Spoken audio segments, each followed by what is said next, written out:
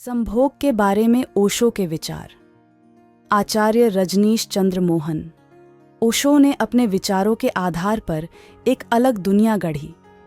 मुक्त सेक्स को लेकर ओशो की विचारधारा पर हमेशा सवाल ही उठते रहे। उन्होंने सेक्स को समाधि का रास्ता बताया। उनकी विचारधारा समाज को चुनौती देती है। जो लोग ओशो के बारे में ज्यादा नहीं जानते, उनके लिए ओशो का नाम दुनिया भर के प्रसिद्ध बाबाओं और गुरुओं में से ही एक हैं। उनके लिए ओशो की पहचान एक ऐसी विवादित शख्सियत की है जिन्होंने हमेशा बैरोकटोक जीवन और मुक्त सेक्स जैसी बातों का समर्थन किया। आपको जरूर जानना चाहिए कि ओशो की आखिर संभोग सेक्स को लेकर क्या विचारधारा थी। ओशो ने सेक्स को ही समाधि तक पहुंचने की सीढ़ी बता दिया। सेक्स से ज्यादा महत्वपूर्ण कुछ नहीं है। ओशो कहते हैं कि प्रेम का प्राथमिक बिंदु सेक्स ही है, और जो लोग सेक्स को घृणा के नजरिए से देखते हैं वे कभी प्रेम कर ही नहीं सकते। ओशो के मुताबिक संभोग और समाधि के बीच एक सेतु है, एक यात्रा है, एक मार्ग है। समाधि जिसका अंतिम छोर है और संभोग उस सीढ़ी का पहला सोपान है। प्रेम की सारी यात्रा का प्राथमिक बिंदु सेक्स है। ओशो ने कहा है कि हमने सेक्स को सिवाय गाली के आज तक दूसरा कोई सम्मान नहीं दिया।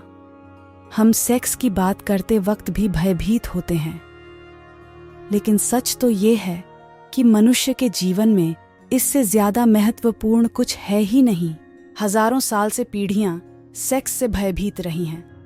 ओशो समाज के युवाओं को सेक्स के संबंध में चेताते हुए कहते हैं कि हजारों साल से पीढ़ियां सेक्स से भयभीत रही हैं। तुम भयभीत मत रहना, तुम समझने की कोशिश करना उसे, तुम बात करना, तुम सेक्स के संबंध में जो आधुनिक खोजें हुई हैं उनके बारे में पढ़ना, चर्चा करना और समझने की कोशिश करना। ओशो सेक्स को जहां थकान वाला बताते हैं, वहीं उसकी सबसे ज्यादा महत्व की भी बात करते हैं।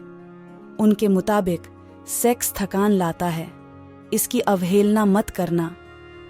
जब तक तुम इसके पागलपन को नहीं जान लेते, तुम इससे छुटकारा नहीं पा सकते। प्रेम की सारी यात्रा का प्राथमिक बिंदु सेक्स है।